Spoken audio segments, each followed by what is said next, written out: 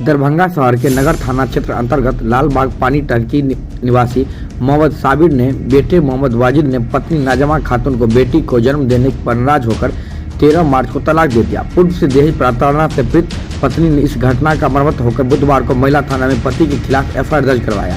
महिला थाना अध्यक्ष नुसरत जहां ने निश्चित कार्रवाई करते हुए आरोपित पति मोहम्मद वाजिद को गिरफ्तार कर लिया। थाना में दर्ज एफआईआर के नाजमा ने कहा है कि वर्ष 2022 में नगर थाना के लालबाग पानी टंकी में रहने वाले मोहम्मद साबिर के पुत्र मोहम्मद वाजिद से उसका विवाह मुस्लिम रीति रिवाज के साथ हुआ था।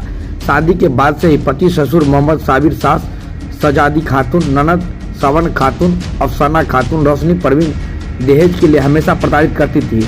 हमेशा दहेज में 2 लाख रुपए की मांग करते रहते थे। उनके पति गरीब थे, वे दहेज देने से असमर्थ थे।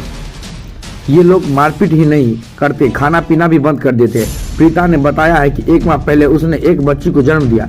लड़की का नाम सुनते ही पति ने अपनी बहनों और मां के मुकाबले में आकर उसे तलाक दे दिया। दहेज के मामले में झगड़ा हुआ, घर में मारा पीटी हुआ और हमसे नकदी मांगा 2 लाख रुपया। हम नहीं देने के लिए तैयार थे। हम बोले मेरे पिता गरीब है, कहाँ से देंगे, तो मेरा खाना पीना बंद कर दिए। इनकी बहन शबाना, अफसाना खातून, रोशनी परवीन, इन लोग ऐसा कि 1 महीने की मेरी बेटी हो गई तो मेरे को माँ बहन को खबर किया, फिर उसके बाद 3 तलाक दे दी।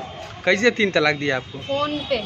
क्या बोला था? फ़ोन पे कह के बोला, गाली बक के बोला कि हम तुमको तलाक दे दिए, समझी ना अब तुम दूसरा ढूंढ लो, गाली बक के बोला। आपका शादी कब हुआ था? हमारा शादी हुआ था अगले साल 2022 में। लव मैरिज हुआ कि अरेंज मैरिज? लव मैरिज हुआ। कहाँ पे किए थे? अहमदाबाद में। कैसे मिले दोनों? मुंबई में हम काम करते थे ना, तो उधर ही बातचीत हुआ। क्या चीज़ में काम करते थे? उधर बिल्डिंग में करते थे काम। और ये लड़का? ये कारखाने में काम करते थे।